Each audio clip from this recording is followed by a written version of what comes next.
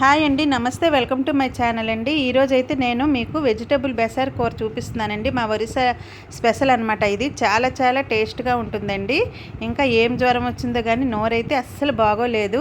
ఇలాంటి కూరలు చేసి తింటే మనకి నోటికి చాలా బాగుంటుందండి, పుల్ల పుల్లగా. ఇప్పుడు మనం కళాయిలో కొద్దిగా ఆయిల్ వేసుకొని ఇలా వడియాలు కొద్దిగా వేయించి తీసుకోవాలండి. ఇవి పుల్ల గుమ్మడికాయ వడియాలు అనమాట. మా పెద్దమ్మాయి వాళ్ళ ఊర్లో నుంచి నేను తెచ్చుకుంటాను ఎప్పుడైనా. ఇప్పుడు మళ్ళీ కళాయిలో మనం కొద్దిగా ఆయిల్ వేసుకోవాలి. ఈ ఆయిల్లో ఇప్పుడు మనము ముందుగా ప్రిపేర్ చేసుకున్న మసాలా వేసుకోవాలి. ఈ మసాలాలో ఆవాలు, జీలకర్ర, వెల్లుల్లి, ఎర్రుల్లి, ఎండుమిరపకాయలు, టమాటా ఇవన్నమాట ఆడించుకోవాలన్నమాట. ఇది బెసారు మసాలా అనమాట. ఇదే మెయిన్ పడుతుంది కూరకి. ఇప్పుడు మనం ఈ మసాలా కొద్దిగా వేగిన తర్వాత ఇందులో కాస్త పసుపు వేసుకోవాలండి. మేము అన్ని కూరల్లో కాస్త పసుపు ఎక్కువగానే వాడతామండి.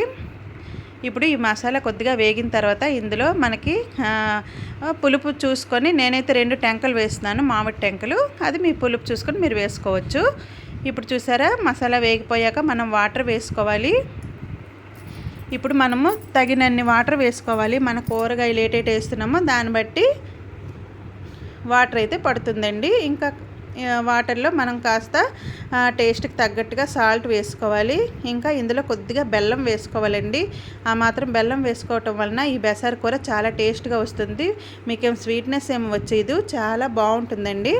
ఇప్పుడు ఇందులోనే పచ్చి కరివేపాకు కొద్దిగా వేసుకుంటే ఫ్లేవర్ అనేది సూపర్గా ఉంటుందండి. ఇప్పుడు మనము ఇది మరగనించాలన్నమాట. చక్కగా ఇలా మరుగుతుంది.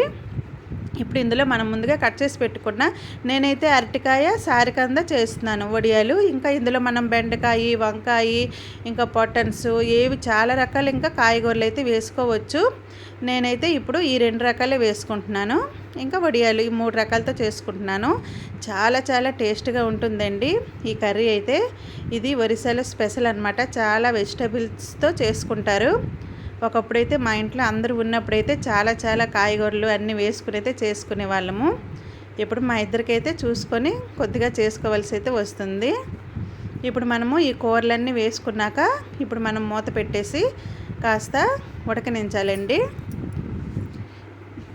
మనకి సారికంద, అరటికాయ కొద్దిసేపు ఉడకాలన్నమాట.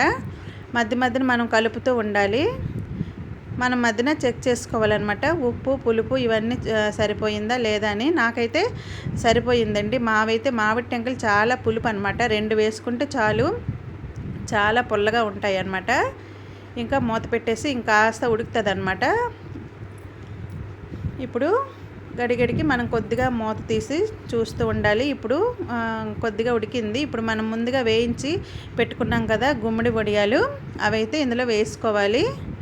ఈ వడియాలు వేసుకున్నాక ఇంకాస్త మనము దీన్ని ఉడకనించాలండి. ఇది కాస్త కొద్ది టైం పడుతుంది ఇంకా వడియాలు మనకి ఉడకటానికి.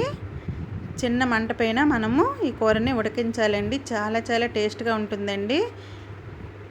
మూత పెట్టేస్తే ఇంకా కాస్త ఉడుకుతుంది. అప్పుడే మంచి మంచి సువాసన వస్తుందండి. అప్పుడే నాకైతే నోటి నుంచి నీళ్ళు అయితే అలా వచ్చేస్తున్నాయి. ఎప్పుడు కూర అయిపోతుందా, అన్నం తినేద్దామా అనేసి.